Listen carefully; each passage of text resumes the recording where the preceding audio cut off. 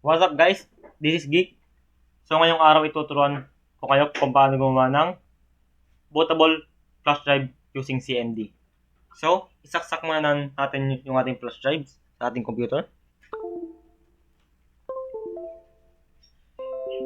Pagkatapos ay pumunta tayo sa ating ISO file at ating imamount yung ating ISO file.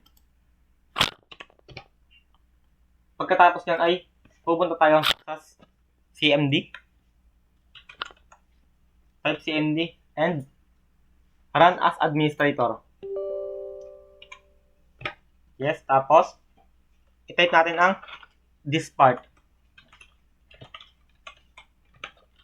After i-type ang this part, hit enter and type list this.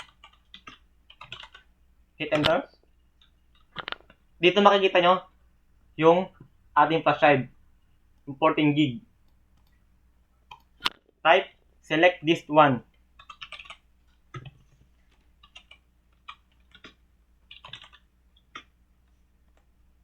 Hit enter. Pagkatapos nyan ay type clean. Hit enter. Pagkatapos natin mag-clean ay create partition.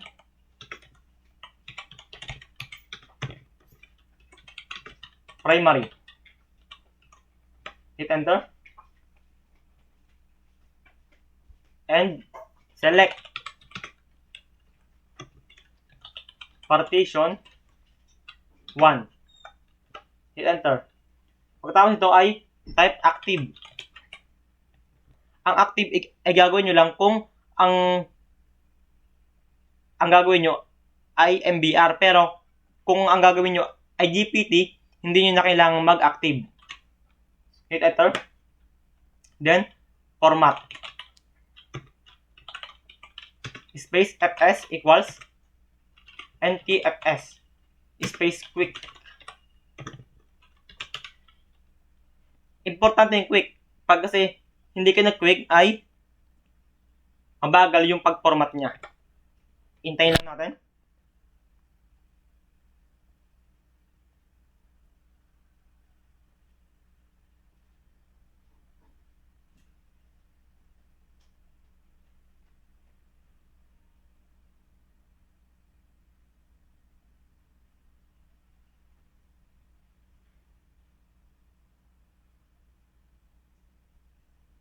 Okay? After mag-format, type assign. May mga computer kasing hindi nag-a-assign ng letter sa flash drive. So, kailangan natin gawin yan. Hit enter, then exit. After nating mag-exit, yung ating iminang kanina na ISO, which is ito. Itatype nyo yung letter niya, which is yung E. Hit enter. Then cd boot. Hit enter. Then bootsec /nt60 space yung letter ng ating flash drive, which is yung letter D. Hit enter. Pagkatapos nyan, type exit. Then pupunta ulit tayo sa CMD. Type CMD. Run as administrator. Yes. Then xcopy space yung letter ng ating DVD or ng ating ISO. Tapos backslash asterisk dot asterisk space yung letter ng ating flash drive. Tapos backslash ulit space slash e space slash h space slash f.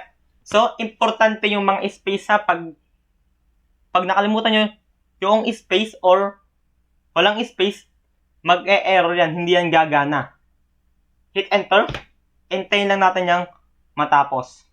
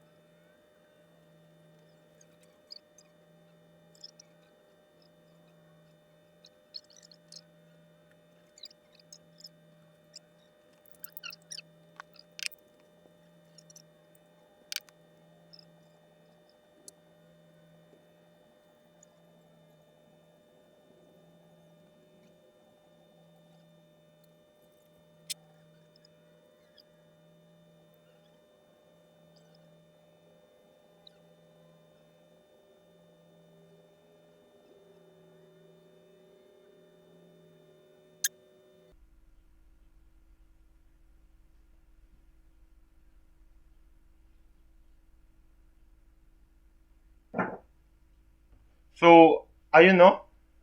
Tapos na yung ating yung ating pag-flash ng ating ISO sa ating flash drive. So, bootable na yung ating flash drive. So, pwede na natin siyang i-boot sa ating computer. So, exit natin to.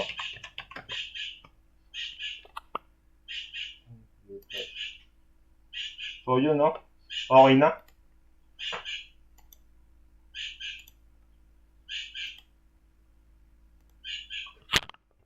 Thank you guys for watching. So, sana may natutunan kayo sa ating video.